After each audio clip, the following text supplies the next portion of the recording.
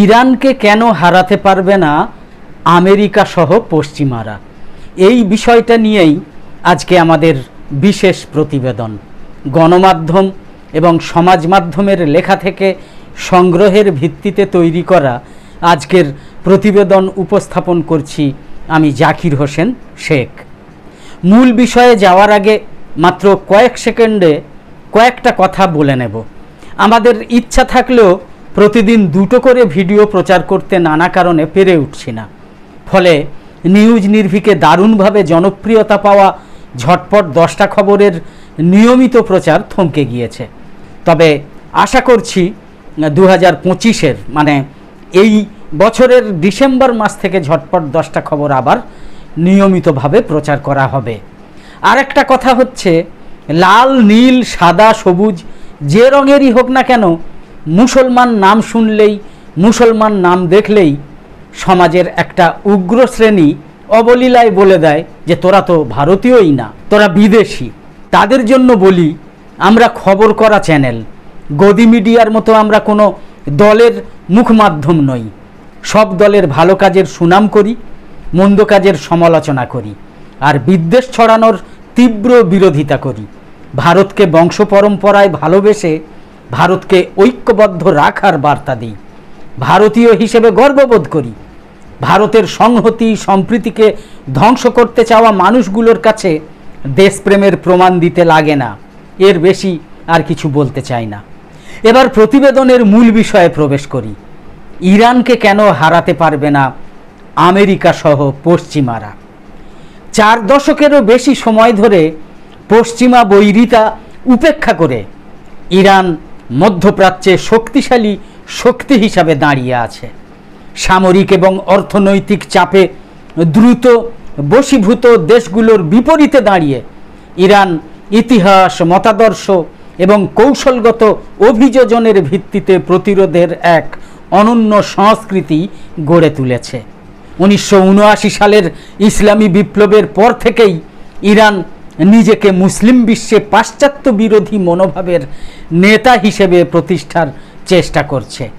এই বৈপ্লবিক পরিচয় কেবল বাহ্যিক হুমকির সময় অভ্যন্তরীণ ঐক্য জাগিয়ে তোলে না, বরং ইরানকে সাম্রাজ্যবাদের শিকার হিসেবে তুলে ধরেছে এবং গ্লোবাল সাউথ জুড়ে সহানুভূতি অর্জন করেছে। পশ্চিমারা নিষেধাজ্ঞা এবং বিচ্ছিন্নতার মাধ্যমে ইরানকে যত বেশি চাপ দিয়েছে, এই একখান তত বেশি শক্তিশালী হয়েছে বলে আমরা দেখতে পেয়েছি। এই গতিশীলতা ইরানকে অস্থিতিশীলতা এবং সরকার পরিবর্তন প্রচেষ্টার মুখে অনন্য স্থিতিস্থাপকতা দিয়েছে। ইরান মধ্য এশিয়া, মধ্যপ্রাচ্য এবং পারস্য উপসাগরের মধ্যে বিশাল পর্বতময় এবং কৌশলগতভাবে অবস্থিত। এই ভৌগোলিক অবস্থান এবং প্রাকৃতিক বৈশিষ্ট্য ঐতিহাসিকভাবে ইরানকে আক্রমণ করা কঠিন এবং দখল করা আরও কঠিন করে তুলেছে। শতাব্দীর পর শতাব্দী ধরে আলেকজান্ডার দ্য গ্রেট থেকে শুরু করে আধুনিক কালের আক্রমণকারীদের কাছে ইরানের ভূখণ্ড দীর্ঘস্থায়ী সামরিক অভিযানের জন্য দুঃস্বপ্ন হিসাবে দেখা দিয়েছে। হরমুজ প্রণালীর ওপর ইরানের নিয়ন্ত্রণ একটা গুরুত্বপূর্ণ নাজুক বিন্দু। এই পথে বিশ্বের তেল সরবরাহের উল্লেখযোগ্য অংশ প্রবাহিত হয়। ইরানের যে কোনো ধরনের অস্থিতিশীলতা বিশ্বব্যাপী তেল সরবরাহকে হুমকির মুখে ফেলে। শত্রুরাও সেটা মনে রাখতে বাধ্য হয়। এই ভৌগোলিক সুবিধা ইরানকে আঞ্চলিকভাবে শক্তি প্রদর্শন এবং বৃহত্তর পশ্চিমা হস্তক্ষেপ প্রতিরোধের সক্ষমতা দিয়েছে। ইরানের অবস্থান তাকে একটা অপরিহার্য ভূ রাজনৈতিক সুবিধা দিয়েছে, যা গুরুতর বৈশ্বিক পরিণতি ছাড়া কোনো সামরিক শক্তি সরিয়ে নিতে পারে না। ইরানের সামরিক মতবাদ অসম যুদ্ধের ওপর জোর দেওয়ার জন্য বিকশিত, যা যে কোনো প্রতিপক্ষের জন্য সরাসরি সংঘর্ষকে ব্যয়বহুল করে তুলেছে। ইরান অপ্রচলিত সক্ষমতা বিকাশের দিকে মনোনিবেশ করেছে। লেবাননের হিজবুল্লাহ থেকে শুরু করে ইরাক এবং সিরিয়ার মিলিশিয়া পর্যন্ত বিরাট অঞ্চল জুড়ে প্রক্সি বাহিনীকে ইরান সর্বাত্মক সমর্থন করে, যা প্রচলিত যুদ্ধের সূত্রপাত ছাড়াই পশ্চিমা স্বার্থে আঘাত হানতে সক্ষম। এছাড়া আমেরিকার আঞ্চলিক ঘাঁটি এবং মিত্রদের ওপর আঘাত হানতে সক্ষম শক্তিশালী ক্ষেপণাস্ত্র কর্মসূচি তৈরি করেছে ইরান। ড্রোন এবং সাইবার ক্ষমতা যে কোনো সামরিক হিসাব নিকাশকে আরও জটিল করে তুলেছে। ইরানের কৌশল সরাসরি বিজয় না হলেও যুদ্ধের ব্যয় এত বেশি বাড়িয়ে দেয় যে কোনো পশ্চিমা দেশ এটাকে ঝুঁকিপূর্ণ হিসাবে দেখতে থাকে। ইসরায়েলের নুয়ে পড়া এর একটা উদাহরণ।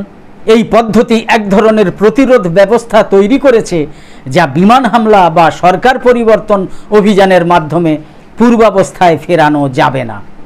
পশ্চিমারা বুঝতে পেরেছে ইরানের সাথে যে কোনো ধরনের সংঘাত দীর্ঘায়িত হবে, অস্থিতিশীলতা সৃষ্টি করবে এবং রাজনৈতিকভাবে বিষাক্ত হয়ে উঠবে। ইরানের রাজনৈতিক কাঠামো অনেক গভীরে প্রথিত এবং বাইরে থেকে তা ভেঙে ফেলা কঠিন। ধর্মতান্ত্রিক শাসন এবং নির্বাচনী রাজনীতির অনন্য মিশ্রণ একটা জটিল ব্যবস্থা তৈরি করে, যেখানে বৈধতা, ধর্মীয় কর্তৃত্ব এবং জনপ্রিয় অংশগ্রহণ উভয়ই থেকে নেওয়া হয়। স্বয়ং ডোনাল্ড ট্রাম্পও ইরানের শাসক শ্রেণীর নির্বাচন প্রক্রিয়াকে গণতান্ত্রিক বলেছেন। সর্বোচ্চ নেতা আয়াতুল্লাহ আলী উজমা খামেনেই সর্বজন স্বীকৃত নেতা, প্রকৃত ক্ষমতার অধিকারী এবং তার কর্তৃত্ব রেভলিউশনারি গার্ড ও মিলিশিয়া প্রতিষ্ঠানগুলোর দ্বারা সমর্থিত। এই সব শক্তি শুধু সামরিক নয়, অর্থনীতি এবং সংস্কৃতির সাথে ওতপ্রোতভাবে জড়িত। ইরানের রাজনৈতিক ব্যবস্থার অভ্যন্তরীণভাবে বিকশিত হওয়ার ক্ষমতা রয়েছে। রাষ্ট্রকে দুর্বল করার প্রচেষ্টা প্রায়ই এটাকে শক্তিশালী করে, কারণ বিরোধী দলগুলো বিদেশি প্রতিপক্ষের সাথে জোটবদ্ধ হলেও শেষ পর্যন্ত সুবিধা অর্জন করতে পারে না। কয়েক দশকের পশ্চিমা নিষেধাজ্ঞা অবশ্যই জনগণকে অর্থনৈতিকভাবে আঘাত করেছে, তবে তা ইরানকে আরও আত্মনির্ভরশীল করে তুলতে পেরেছে। দেশটা একটা প্রতিরোধ অর্থনীতি গড়ে তুলতে পেরেছে, স্থানীয় উৎপাদনকে অগ্রাধিকার দিয়েছে এবং বাণিজ্যকে বৈচিত্র্যময় করেছে। এটা অর্থনৈতিক স্থিতিস্থাপকতার একটা স্তর তৈরি করেছে, যাতে অনেক পশ্চিমা অর্থনীতিবিদও বিভ্রান্তিতে পড়েছে। পশ্চিমা বৈশ্বিক আর্থিক ব্যবস্থাকে পাশ কাটিয়ে ইরান চীন, রাশিয়া এবং প্রতিবেশী দেশগুলোর সাথে বিকল্প জোট তৈরি করতে পেরেছে। এতে পশ্চিমা নিষেধাজ্ঞার কার্যকারিতা খর্ব হয়েছে। তাছাড়া ইরানের রয়েছে বিশাল প্রাকৃতিক সম্পদ, যা কূটনৈতিক আলোচনায় তাকে সুবিধা দেয়। অর্থনৈতিক যুদ্ধে বিধ্বস্ত অন্য নিষিদ্ধ দেশগুলোর বিপরীতে ইরান টিকে থাকার উপায় খুঁজে পায় এবং এমনকি পশ্চিমা আধিপত্যের বিরুদ্ধে তার আদর্শিক লড়াইয়ের প্রমাণ হিসাবে অর্থনৈতিক কষ্টকে কাজে লাগায়। সীমান্তের বাইরে ইরানের প্রভাব পশ্চিমাদের পরাজিত করতে না পারার আরেকটা কারণ। সাবধানে গড়ে তোলা জোট এবং প্রক্সি নেটওয়ার্কের মাধ্যমে ইরান ইয়েমেন থেকে লেবানন পর্যন্ত প্রসার ঘটিয়েছে। এই গোষ্ঠীগুলো কেবল আদেশ গ্রহণ করে না, আদর্শিক অনুষঙ্গ এবং কৌশলগত উদ্দেশ্যও শেয়ার করে। এই আঞ্চলিক প্রভাব ইরানকে সরাসরি সংঘর্ষ ছাড়াই প্রতিপক্ষের উপর আঘাত হানার সক্ষমতা দিয়েছে, যা যে কোনো পশ্চিমা প্রতিক্রিয়াকে জটিল করে তোলে। তাছাড়া ইরান নিজেকে এই অঞ্চল জুড়ে শিয়া সম্প্রদায়ের রক্ষক হিসাবে তার অবস্থান মজবুত করেছে। বঞ্চিত জনগোষ্ঠীর মধ্যে তার বৈধতা আরও গভীরতর হয়েছে। এই প্রভাবকে মোকাবিলা করার পশ্চিমা প্রচেষ্টা প্রায়শই ব্যর্থ হয়েছে, কারণ তারা এর অন্তর্নিহিত সামাজিক এবং ধর্মীয় বন্ধনকে ভুল বোঝে।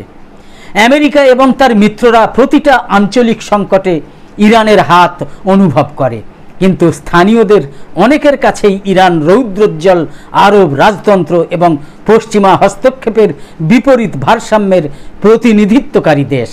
সামরিক, ধর্মীয়, মতাদর্শগত এই বহু স্তরের প্রভাব ইরানকে মধ্যপ্রাচ্যের প্রতিটা সংঘাতে কেন্দ্রীয় খেলোয়াড় করে তুলেছে।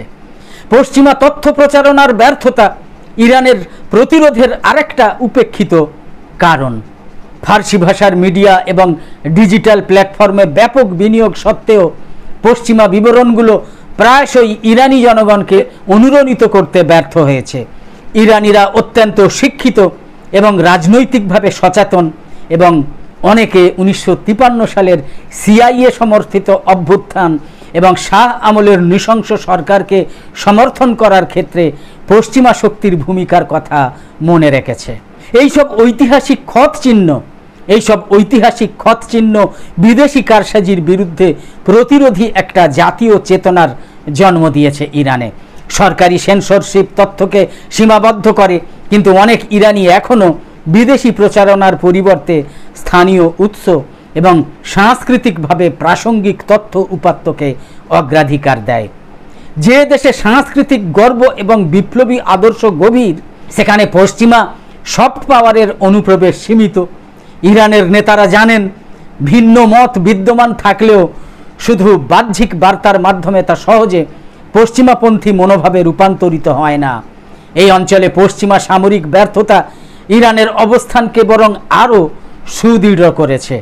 আফগানিস্তান থেকে মার্কিন প্রত্যাহারের ফলে একটা শক্তি শূন্যতা তৈরি হয়েছে, যা তেহরানের জন্য তুলনামূলক স্বাচ্ছন্দ্যের। পশ্চিমারা যখন অভ্যন্তরীণ রাজনৈতিক বিভাজন, বাজেটের সীমাবদ্ধতা এবং যুদ্ধের ক্লান্তির সাথে লড়াই করছে, তখন ইরান কৌশল অবলম্বনের জায়গা অর্জন করেছে। ইরানের শহীদি চেতনা এবং আত্মত্যাগের সংস্কৃতি একটা মনস্তাত্ত্বিক ভূমিকা পালন করে, যা মোকাবিলা করতে পশ্চিমা সমাজ হিমশিম খায়।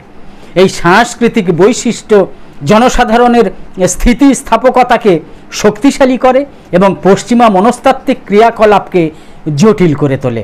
পশ্চিমা সমাজ স্থিতিশীলতা এবং অর্থনৈতিক স্বাচ্ছন্দ্যে অগ্রাধিকার দিলেও ইরান সহিষ্ণুতা এবং কষ্ট থেকে শক্তি অর্জন করে। এই পার্থক্য বোঝা অত্যন্ত গুরুত্বপূর্ণ। এটা কেবল একটা সরকার নয়, বরং বিদেশি আধিপত্য এবং আভ্যন্তরীণ বিশ্বাসঘাতকতার বিরুদ্ধে কয়েক শতাব্দীর সম্মিলিত সংগ্রামের মধ্যে দিয়ে গঠিত একটা জনগোষ্ঠী। প্রযুক্তি এবং বিজ্ঞানও ইরানের দীর্ঘমেয়াদী স্থিতিস্থাপকতার স্তম্ভ হয়ে উঠেছে। নিষেধাজ্ঞা এবং বিচ্ছিন্নতা সত্ত্বেও ইরান ন্যানো প্রযুক্তি, পারমাণবিক গবেষণা, মহাকাশ, আন্তর্জাতিক ক্রীড়া, বিশ্বজয়ী চলচ্চিত্র এবং ওষুধের মতো ক্ষেত্রে উল্লেখযোগ্য অগ্রগতি অর্জন করেছে। এই অর্জনগুলো ব্যবহারিক এবং প্রতীকী উভয় কার্য সম্পাদন করে থাকে। তারা বিদেশি প্রযুক্তির উপর নির্ভরতা হ্রাস করে এবং সংকেত দেয় যে ইরান চাপের মধ্যেও উন্নতি করতে পারে। বৈজ্ঞানিক বিকাশ প্রায়শই জাতীয় গর্বের সাথে যুক্ত হয় এবং প্রতিরোধের একটা রূপ হিসাবে দেখা দেয়। বিশেষত পারমাণবিক কর্মসূচি বিতর্কিত হলেও স্থানীয়ভাবে সার্বভৌমত্ব এবং আধুনিকীকরণের প্রতীক হিসাবে দেখা দেয়।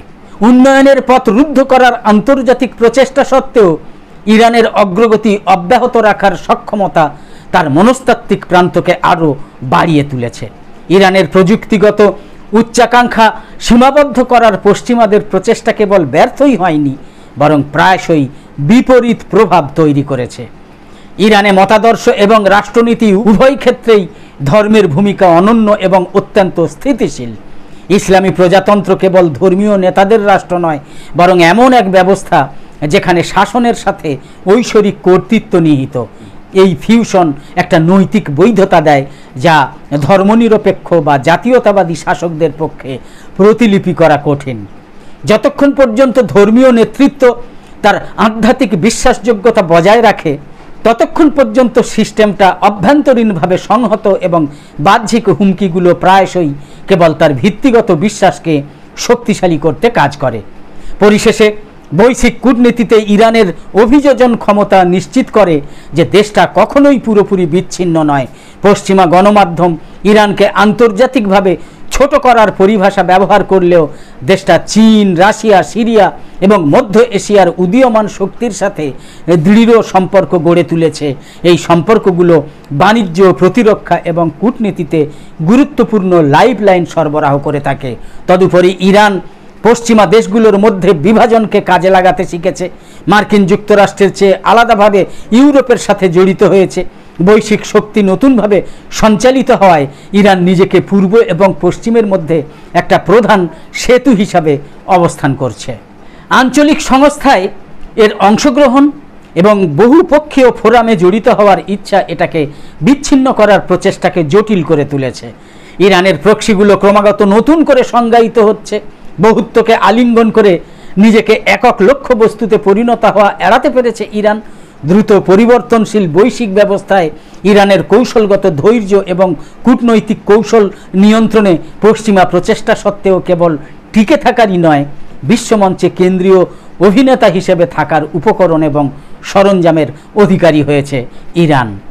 শেষে বলি, আমাদের এই ভিডিওর বিষয়বস্তু ভালো লেগে থাকলে ইউটিউবে নোটিফিকেশান পেতে সাবস্ক্রাইব করে পাশের বেল আইকন অন করে রাখুন, আর ফেসবুকে ফলো করে আমাদের আরও নতুন নতুন ভিডিও বানাতে এবং লাইভ সম্প্রচারে উৎসাহিত করতে লাইক, কমেন্ট এবং শেয়ার করে সঙ্গে থাকুন। আর মন্দ লেগে থাকলেও অবশ্যই তথ্য ও গঠনমূলক মন্তব্য করে সংশোধন করে দেওয়ার চেষ্টা করুন। আমরা মাথা পেতে সেগুলো গ্রহণ করতে রাজি আছি। তো আপাতত শেষ করছি। কামনা করি সকলে সবসময় খুব ভালো এবং সুস্থ থাকুন, সাবধানে থাকুন। ধন্যবাদ।